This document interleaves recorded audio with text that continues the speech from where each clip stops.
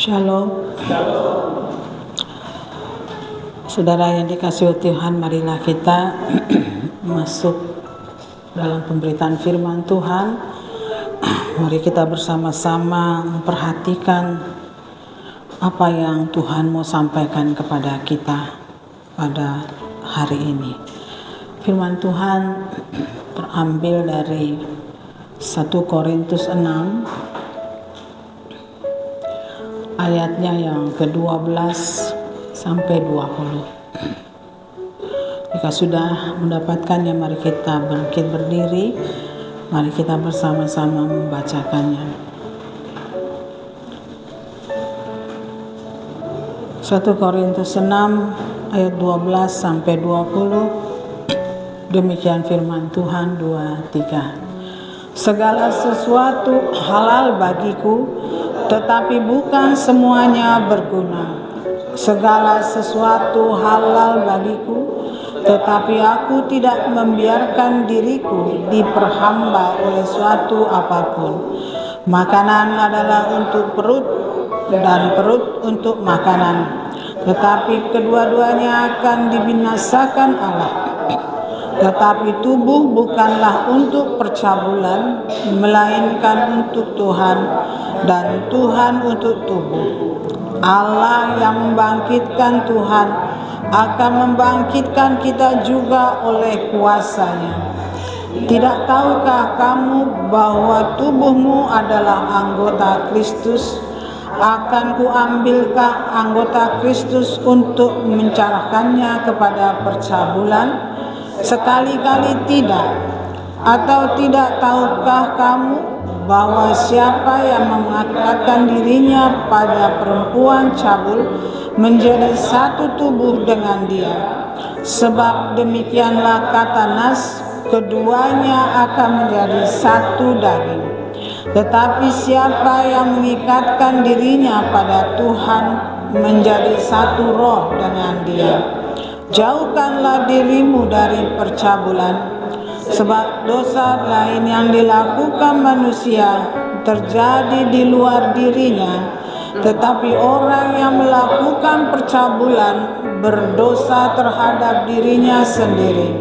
Atau tidak tahukah kamu bahwa tubuhmu adalah bait Roh Kudus yang diam di dalam kamu, Roh Kudus yang kamu peroleh dari Allah, dan bahwa kamu bukan milik kamu sendiri, sebab kamu telah dibeli dan harganya telah lunas dibayar.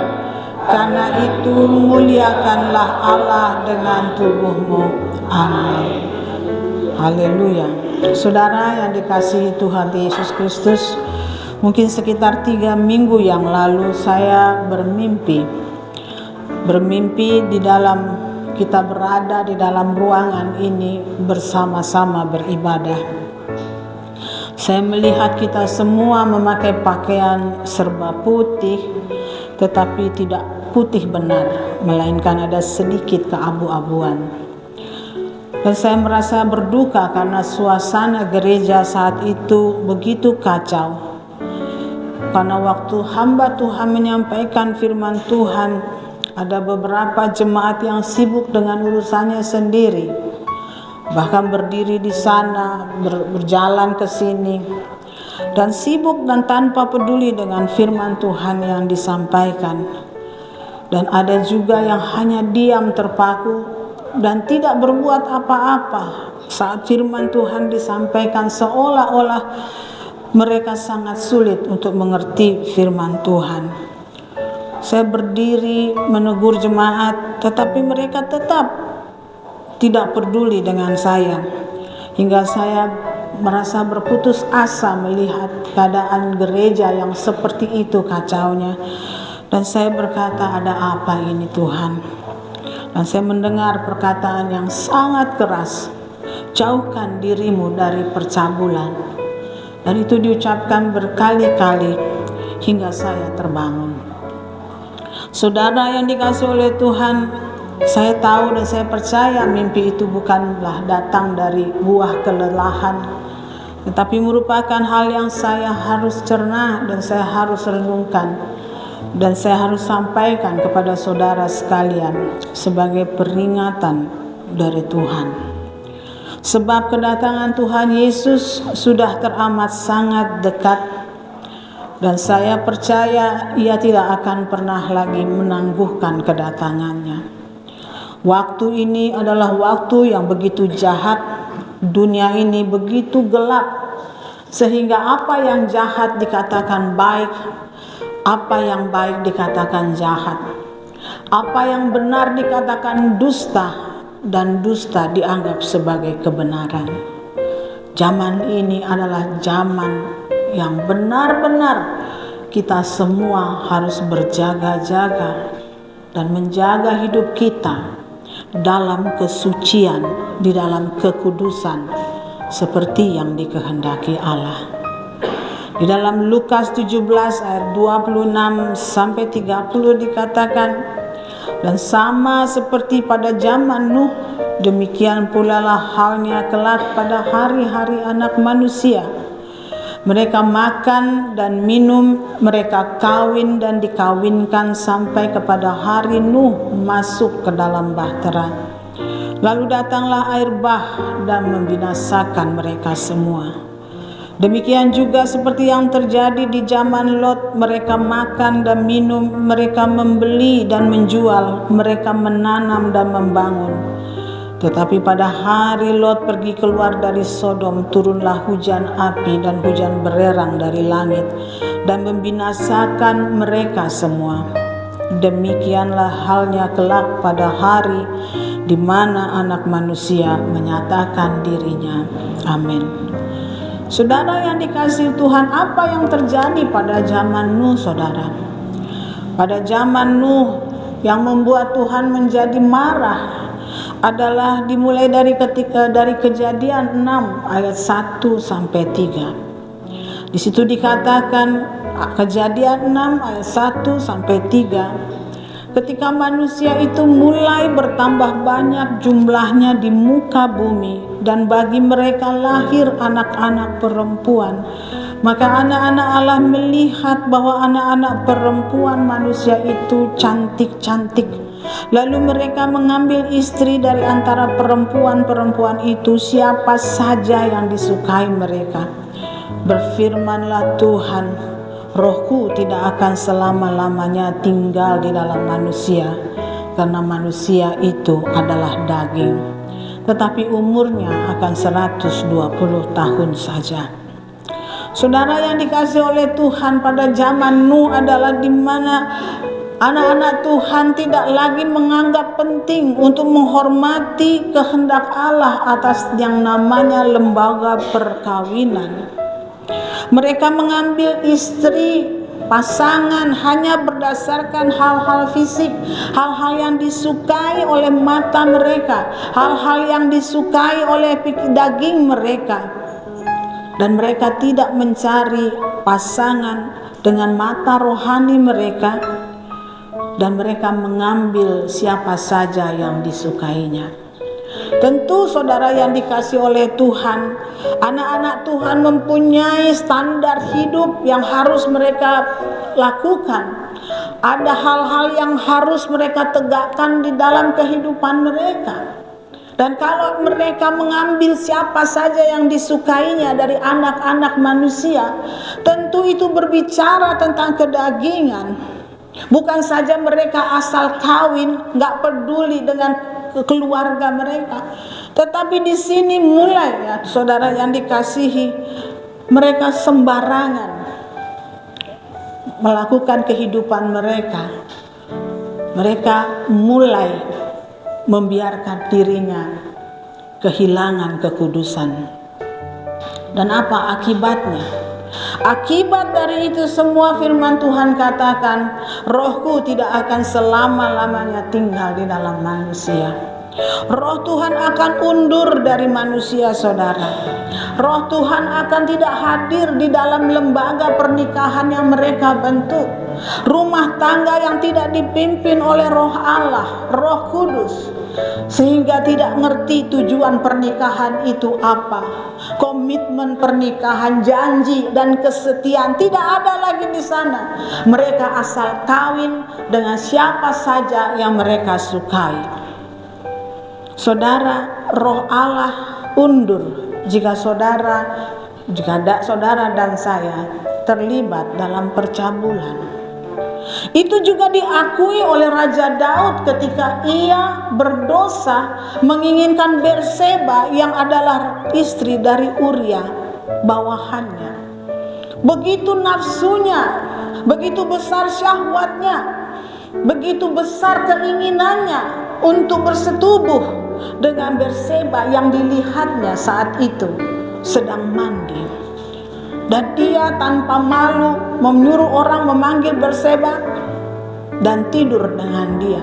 Sesuatu yang seharusnya tidak boleh ia lakukan, mengingat dia adalah Raja Israel, seorang raja dan juga imam bagi bangsa itu. Dan apa akibatnya? Berseba hamil. Dan itu juga melanjutkan kepada kejahatan berikutnya. Dia menjadi jahat, bukan saja dia berzina dengan Berseba, dia menjadi jahat karena dia tidak mau bertanggung jawab. Dia tidak mau kehilangan muka karena dosa perzinahan itu. Saudara, perzinahan itu adalah satu perbuatan yang tidak disertai dengan tanggung jawab. Tidak ada tanggung jawab di situ, tidak ada komitmen di situ. Semuanya adalah lust. Lust itu nafsu, nafsu birahi, nafsu syahwat, nafsu seksual yang ada di dalam daging kita. Dan kemudian saudara tahu apa yang terjadi? Daud bersiasat sehingga matilah Uria dan dia berkesempatan untuk menikahi Berseba. Tetapi Tuhan yang mengetahui segalanya, dia mengingatkan Daud melalui Nabi Nathan. Apa itu artinya? Tuhan masih mengasihi Daud dan menunjukkan dosanya supaya ia bertobat. Dan Daud menyadarinya betapa ngerinya jika ia kehilangan Roh Allah. Saudara baca di dalam Mazmur 51 doa Daud atas teguran karena dosa perzinahannya dengan Berseba. Di dalam Mazmur 51 ayat 12 dan sampai 13, Daud berkata, "Jadikanlah aku tahir ya Allah." Dia sadar sebagai orang yang telah melakukan percabulan, dia tidak lagi menjadi tahir. Perbaharuilah dengan batinku dengan roh yang teguh. Perbaharui dan pulihkanlah keadaan batinku. Dia tahu bahwa dalam hati nuraninya sudah tidak ada lagi ketenangan, sudah tidak menjadi hati nurani yang baik. Di ayat 13, "Jangan membuang aku dari hadapanmu." Karena dosa, dia menjadi jauh dari Tuhan. Dia menyadari itu. "Dan janganlah mengambil rohmu yang kudus daripadaku."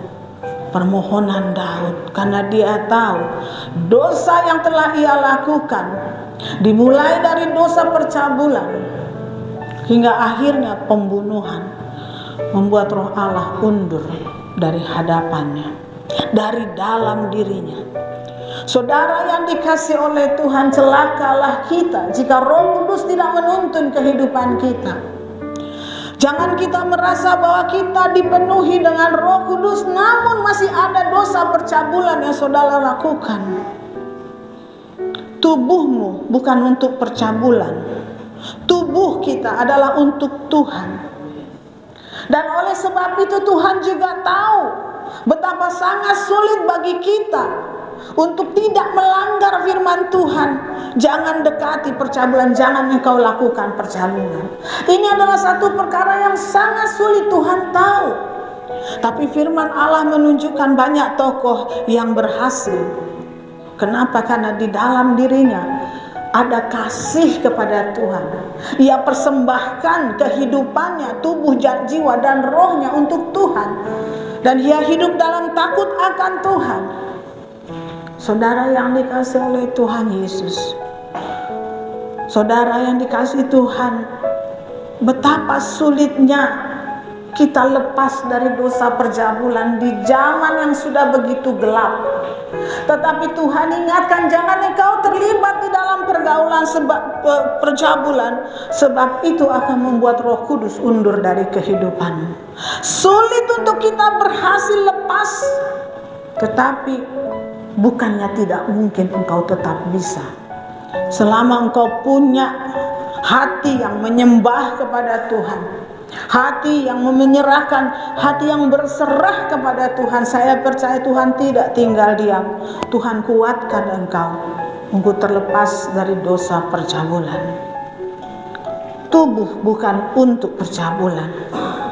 Para orang tua yang dikasihi oleh Tuhan yang memiliki anak perempuan atau laki-laki, awasi mereka dengan siapa mereka berhubungan. Terlebih untuk anak-anak yang belum pantas untuk menikah, anak-anak yang belum waktunya untuk menikah, jangan engkau izinkan anakmu berpacaran. Saya katakan gak perlu kau berpacaran. Jangan izinkan anakmu untuk bergaul dengan sembarang laki-laki tanpa kau mengetahui.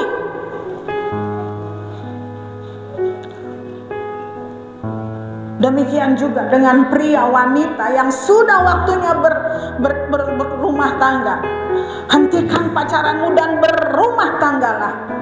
Saya belum siap dengan materi saya belum siap dengan ini dan itu. Kalau gitu berhenti berpacaran sampai engkau merasa engkau siap, baru kau pilih wanita pilihanmu, kau pilih terima pria pilihanmu. Sebab sekali lagi saya katakan, di zaman saat ini saudara, begitu sulit kita lepas dari dosa percabulan. Tidak dari anak-anak kecil sampai kakek-kakek, nenek-nenek tua pun tidak lepas, tidak bisa dengan mudah lepas dari dosa percabulan. Sekitar tahun 2000, saya tidak ingat, ada survei yang diadakan oleh sebuah lembaga swasta bekerja sama dengan lembaga survei. Di situ disurvei saudara, di Indonesia, hal yang mengejutkan, 1 dari 3 remaja putri itu sudah tidak lagi berperawan, sudah kehilangan keperawanannya, kesuciannya di masa usia SMP dan SMA. Itu tahun 20-an tahun yang lalu saudara. Apa yang kira-kira terjadi di saat jika survei ini diadakan di tahun sekarang ini? Saya pernah menceritakan kepada saudara, bukan, ada seorang yang bangga bercerita, ya saudara, bahwa di gerejanya ada KKR perempuan.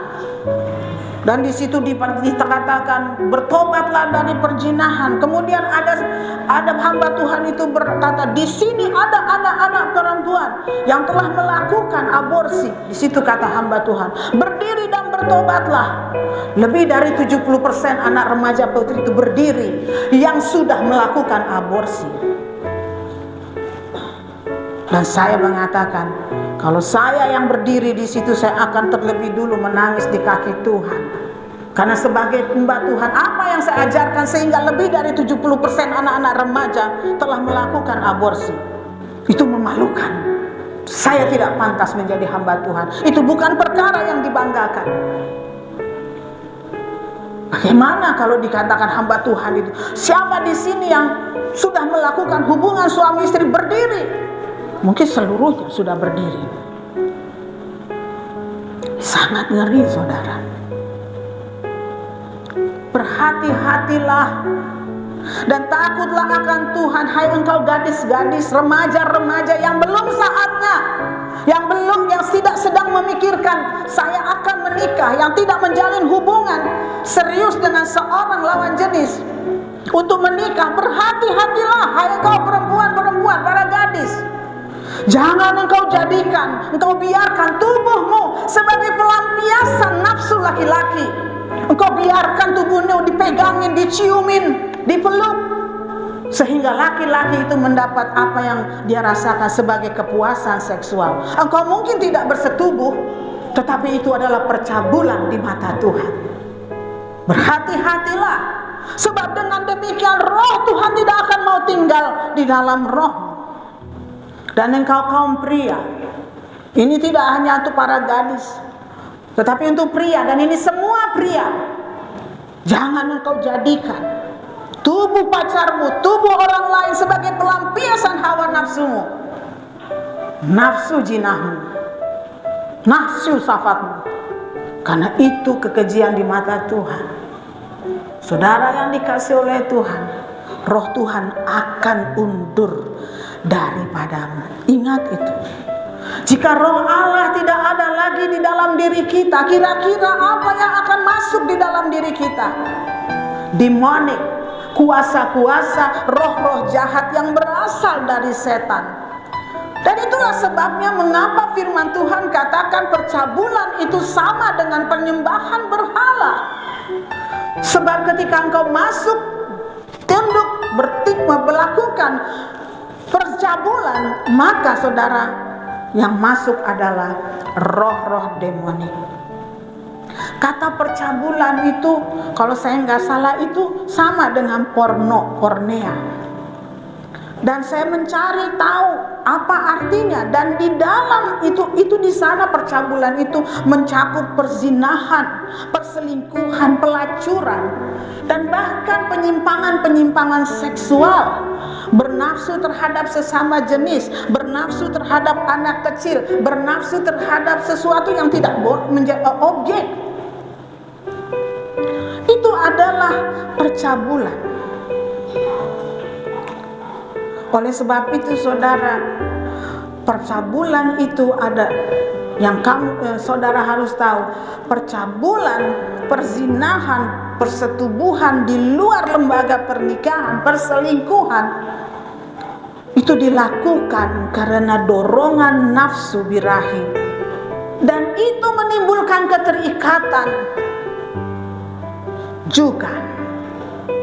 Seperti yang dikatakan, kalau engkau berhubungan dengan perempuan berzina, maka engkau menjadi satu dengan dia. Ada keterikatan di sana. Namun seks dalam suami istri itu dilakukan karena kasih yang mempersatukan dan menyempurnakan. Seks dalam suami istri itu seharusnya disertai dengan komitmen, kesepakatan, tanggung jawab, dan komitmen kesetiaan.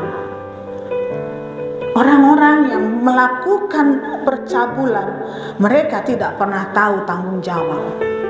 Mereka tidak pernah peduli dengan kesetiaan. Mereka suka, mereka lakukan. Dan orang barat katakan suka itu adalah love. No, itu bukan love. Itu nafsu. That's lust kalau dalam bahasa Inggrisnya.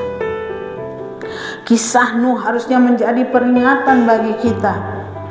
Bagaimana awalnya di zaman Nuh orang hanya tahu makan, minum, kawin, mengawinkan, kawin dengan asal-asalan. Lihatlah perkembangannya sampai ke zaman Lot. Kerusakan yang disebut dengan percabulan itu sudah kelewatan di mana Tuhan. Kita tahu Lot itu adalah zaman Lot di Sodom dan Gomora, itu berbicara tentang homoseksual yang saat ini sudah menyimpang begitu jauh sampai zaman ini. Dosa itu berkembang sehingga tidak bisa terkendali lagi. Tuhan membiarkan ini kepada orang-orang yang memang memilih untuk mengikuti nafsunya. Tuhan kita bukan memaksa, tapi Tuhan akan mengingatkan. Seperti Tuhan mengingatkan kepada saya lewat mimpi saya, ingatkan seluruhnya, jauhkan dirimu dari dosa percabulan. Di dalam Roma 1 ayat 18 sampai 32, saya suka membaca lengkapnya saudara. Ya, ayat yang saya ambil mungkin cuma sedikit, tapi kita baca di dalam Roma 1 ayat 18 sampai 32. Di situ dikatakan, Sebab murka Allah nyata dari sorga atas segala kefasikan dan kelaliman manusia yang menindas kebenaran dengan kelaliman. Karena apa yang dapat mereka ketahui tentang Allah nyata bagi mereka, sebab Allah telah menyatakannya kepada mereka. Sebab apa yang tidak nampak daripadanya, yaitu kekuatannya yang kekal dan keilahiannya, dapat nampak kepada pikiran dari karyanya sejak dunia diciptakan, sehingga mereka tidak dapat beralih. Sebab sekalipun mereka mengenal Allah, mereka tidak memuliakan Dia sebagai Allah atau mengucap syukur kepadanya. Sebaliknya pikiran mereka menjadi sia-sia dan hati mereka yang bodoh menjadi gelap. Mereka berbuat seolah-olah mereka penuh hikmat, tetapi mereka telah menjadi bodoh. Ini sudah terjadi di zaman sekarang, saudara. Penindasan kepada kebenaran oleh kelaliman. Dalam bentuk apa? Dalam bentuk apa saja, termasuk gerakan LGBTQ yang semakin hari semakin dipaksakan untuk diterima oleh seluruh dunia. Mereka mengetahui, mereka tahu tentang Allah, tapi mereka tidak mau mengakui Allah. Ini zamannya antikris, di mana orang tidak lagi peduli kepada Tuhan. Mereka tidak mau mengucap syukur. Mereka tidak mau menyembah Tuhan. Mereka mau memakai pikiran-pikirannya sendiri. Ya, oleh sebab itu pikiran mereka menjadi sia-sia dan hati mereka yang bodoh menjadi gelap. Saudara perhatikan, dikatakan di sini di dalam ayat selanjutnya, mereka menggantikan kemuliaan Allah yang tidak fana dengan gambaran yang mirip dengan manusia yang fana. Manusia sudah tidak peduli lagi akan hidup yang fana itu. Mereka tidak mengejarkan. Mereka menggantinya dengan manusia yang mati seperti binatang, yaitu burung-burung, binatang yang berkaki 4 atau binatang yang menjalar. Perhatikan ini, karena itu Allah menyerahkan mereka kepada keinginan hati mereka akan kecemaran, sehingga mereka saling mencemarkan tubuh mereka. Sebab mereka mengganti kebenaran Allah dengan dusta dan memuja dan menyembah makhluk dengan melupakan penciptanya yang harus dipuji selama-lamanya. Amin. Karena itu mereka menyerahkan mereka kepada hawa nafsu yang memalukan. Sebab istri-istri mereka menggantikan persetubuhan yang wajar dengan yang tak wajar. Demikian juga suami-suami meninggalkan persetubuhan yang wajar dengan istri mereka dan menyala-nyala dalam birahi mereka seorang terhadap yang lain, sehingga mereka melakukan kemesuman laki-laki dengan laki-laki, dan karena itu mereka menerima dalam diri mereka balasan yang setimpal untuk kesesatan mereka. Saudara yang dikasihi oleh Tuhan, perhatikan ini. Tuhan membiarkan, dunia ini sedang dibiarkan oleh Tuhan. Mau apa kalau sebodoh? Saya tidak akan menahannya, karena engkau sudah memang kamu menjadi pembantah Allah. Engkau seperti Nimrod yang membantah Tuhan, menggantikan kebenaran dengan jalan pikiranmu, dengan kecemaranmu, dengan hawa nafsumu. Ketika manusia menjadi tidak takut akan Tuhan, mereka tidak memuliakan Allah, tidak mengucap syukur kepada Allah, mereka menjadi orang-orang yang dikuasai oleh nafsu. Tuhan katakan mereka akan menjadi seperti binatang. Saudara yang dikasihi oleh Tuhan, dan di dalam diri mereka ada tinggal kuasa-kuasa demonik, kuasa-kuasa jahat yang berasal dari setan. Saudara yang dikasihi oleh Tuhan, firman Tuhan mengajarkan, karena kejahatan manusialah maka penyimpangan seksual itu menjadi marak. Orang-orang Sodom dan Gomora yang setuju dengan gaya hidup itu sepertinya sedang terjadi di saat sekarang ini. Bahkan di kalangan orang Kristen, mereka menerima, mereka setuju. Beberapa tahun yang lalu Persatuan PGI mengeluarkan surat yang mengatakan kaum homoseksual bukanlah kaum orang berdosa. Homoseksual, lesbian dan gay bukanlah dosa. Itu adalah bukanlah kutuk, bukanlah penyakit, itu hanyalah penyakit, sehingga kita harus mengasihi mereka. Gereja-gereja menjadi marah dan memprotes, sehingga surat itu ditarik, tapi belum dinyatakan dicabut. Saya senang sekali kalau minggu ini dikeluarkan surat oleh Majelis Besar GBIS untuk menanyakan surat itu, kenapa itu belum dibatalkan. Saya bersyukur sekali GBIS masih punya sikap yang benar. Sementara gereja-gereja lain, saudara, mereka sudah mulai bersiap karena dari pusatnya mereka setuju dengan homoseksual, bahkan mereka mengizinkan kaum gay untuk memimpin ibadah, menjadi gembala, menjadi pendeta, menjadi pengkhotbah.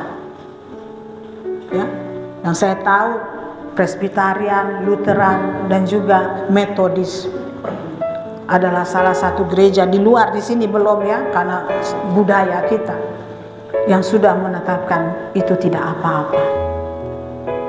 Itulah sebabnya ketika wanita se-Indonesia berkumpul, pembicaranya adalah petinggi Metodis. Saya tegur itu ketua wanita, kenapa kau izinkan dia berbicara? Apa salahnya dari pembicara? Oh, apa yang dia sampaikan tidak salah, tapi dia adalah seorang pemimpin internasional dari gereja yang menyetujui Metodis.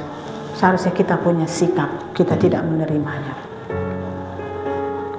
Kaum gay, lesbi, transgender menjadi kaum yang sudah diterima dengan baik. Bahkan di Indonesia yang berkata ketuhanan ketuhanan itu sila pertama ya, ketuhanan yang Maha Esa. Jadi orang-orang Indonesia itu seharusnya percaya kepada Tuhan dan seharusnya menolak. Tapi kita tahu, ya, kita sudah tahu kenapa itu menjadi biasa.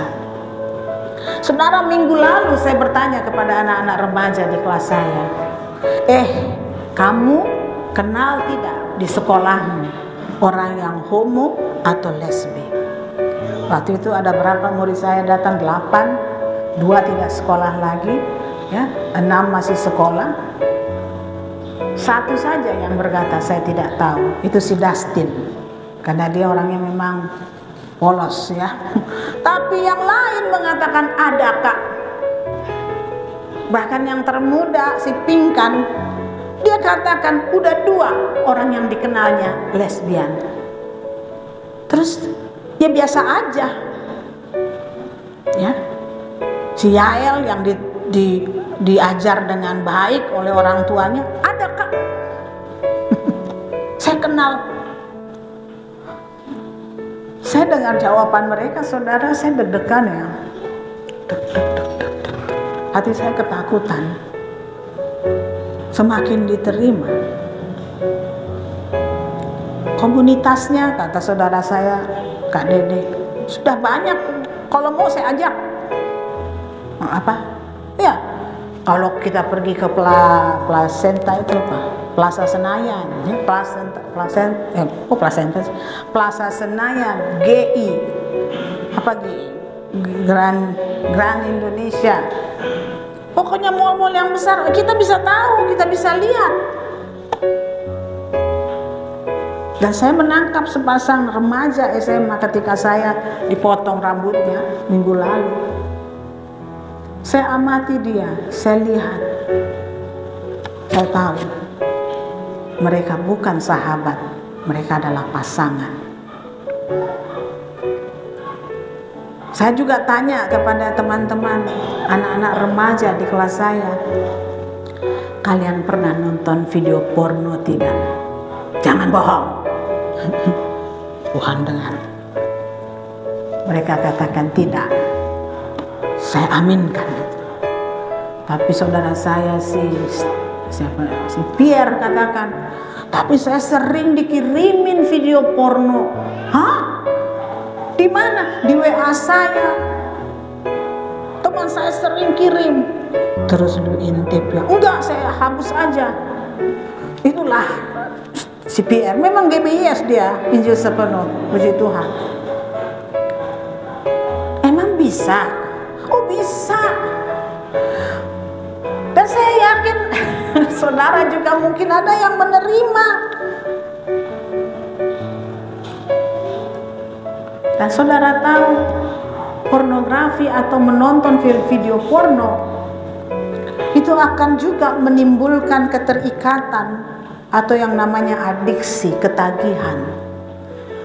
Dunia pengetahuan telah menunjukkan bahwa pornografi, yaitu film-film porno, itu akan membuat otak jauh lebih rusak daripada narkoba. Otak daripada orang yang terikat video porno itu rusaknya tuh lebih banyak daripada yang terlibat dalam narkoba. Dan penelitian juga menunjukkan bahwa rumah tangga mulai hancur karena maraknya video porno. Orang-orang, anak-anak menjadi menyimpang perilaku seksual sejak masa kanak-kanak remajanya, itu juga karena video porno.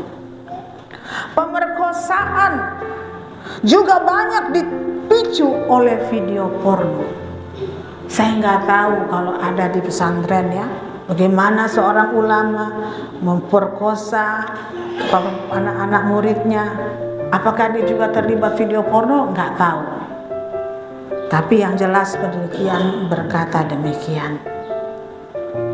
Ada ketidakdamaian di dalam rumah tanggamu jika engkau terikat kepada pornografi. Engkau kira engkau aman. Karena saya pernah ada seorang pendeta, saudara. Untung saya tidak di situ, karena kalau ada saya di situ mungkin saya lempar dia.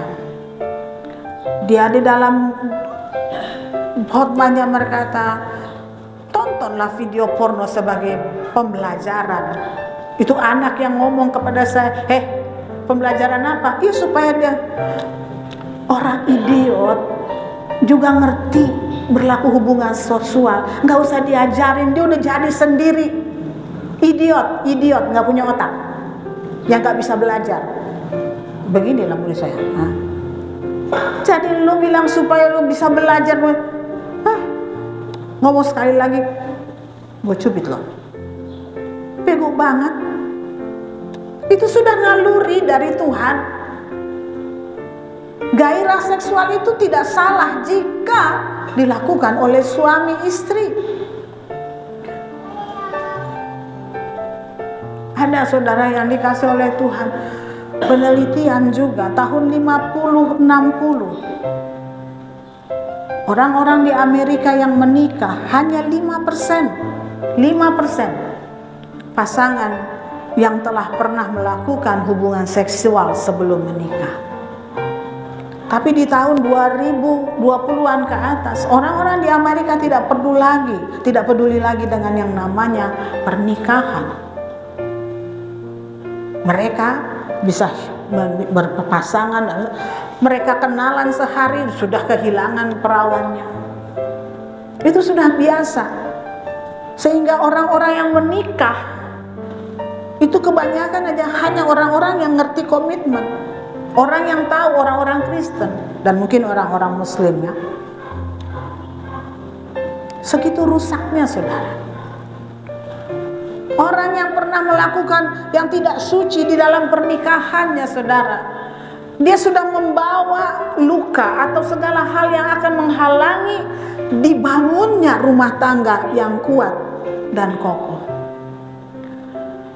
Laki-laki yang mulai belajar, pengen tahu, mengikuti nafsunya karena teman-temannya melakukan demikian, dia akan membawa masalah besar di dalam rumah tangganya. Di dalam rumah tangganya.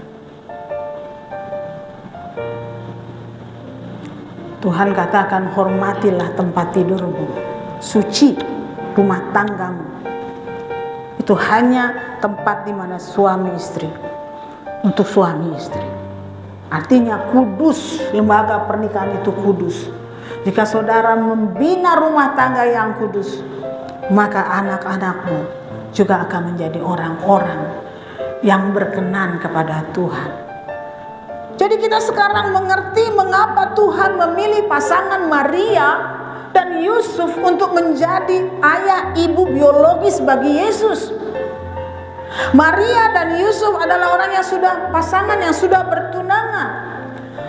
Sebenarnya bertunangan bagi orang Israel pada saat itu sama, hampir sama dengan pernikahan. Sehingga di zaman itu adalah hal yang lumrah jika pasangan yang sudah bertunangan kehilangan kesuciannya atau bahkan sudah punya anak, tidak masalah.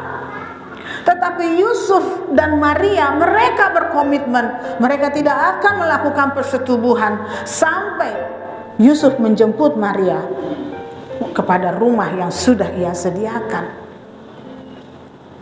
Dan Tuhan memberkati mereka, maka lahirlah Yesus yang Tuhan percayakan kepada Yusuf dan Maria untuk dibesarkan sampai waktunya di umur 30 tahun. Untuk dididik, untuk diajarkan, walaupun dia datang dari Allah, dari surga. Demikian juga dengan engkau yang punya komitmen hidup kudus. Aku akan menikah, aku tidak akan melakukan percabulan sebelum kalau sudah menikah bukan percabulan namanya. Aku tidak akan menodai tubuhku sampai aku resmi meminang kekasihku, menikah dengan dia. Selalu saya ajarkan di dalam pembinaan pernikahan, saya katakan pernikahan itu adalah awal, bukan tujuan. Awal di mana engkau memiliki Yesus bersama dengan engkau harus bangun tiap-tiap temboknya, engkau harus dirikan rumah tangga itu menjadi rumah tangga yang kokoh, dan itu diperlukan bukan 2 tapi 3. Kau, istrimu, dan Yesus. Saudara yang dikasihi oleh Tuhan, jika kita bicara tentang masa sekarang, saudara mungkin sudah menjadi bahan sehari-hari itu percabulan. Itu sebabnya saya begitu kaget pada satu kali Nasya waktu masih udah sedang datang ke rumah, dia sibuk main game. Game apa itu, Nasya? Oh, ini game seperti main dapur-dapuran. Oh, oke, saya biarkan. Tapi karena game itu gratis sehingga harus ada iklan toh. Saya begitu kaget, iklan yang muncul adalah gambar lesbian. Saya langsung matikan. Nasya, kamu stop main ini. Bo tidak suka kamu main ini. Ini gambar akan merusak otak kamu. Why? No. Percaya sama Bo aja ya. Turut sama Bo ya. Dan saya beritahu kepada mamanya, hati-hati, awasi apa yang ditunjuk oleh iklan-iklan itu. Meracuni anak-anak. Jika saudara tenang-tenang saja, tidak perhatikan, tidak ajarkan tentang hidup kudus anak-anakmu, gak usah ini, sudah pasti terracun. Tapi saudara harus benar-benar berhati-hati, jauhkan dirimu. Setiap dosa percabulan akan membuat kita terbuang dari hadapan Tuhan. Dosa percabulan akan membuat kita tidak diterima di hadapan Tuhan. Tetapi seperti Nabi Nathan menunjuk kesalahan Raja Daud, itu berarti Tuhan masih memberi kesempatan kepada Raja Daud untuk bertobat. Demikian jika saudara telah mendengar firman Tuhan dan saudara merasa ditegur olehnya, bertobat dan berjanji kepada Tuhan untuk tidak lagi melakukannya. Sebab itu yang dikatakan oleh Tuhan Yesus kepada perempuan yang kedapatan berzina, aku tidak menghukummu, tapi pergi, jangan berbuat dosa lagi. Berhenti, sebab itu mengikat. Dan kalau saudara percaya akan firman Tuhan, saudara minta, bebaskan aku dari dosa ini. rasa malu menghadap Tuhan karena saudara telah melakukan hal yang menjijikkan di mata Tuhan. Tuhan tetap mau menerima saudara. Kiranya kita semua menerima firman Tuhan hari ini. Tuhan Yesus memberkati. Haleluya. Amin.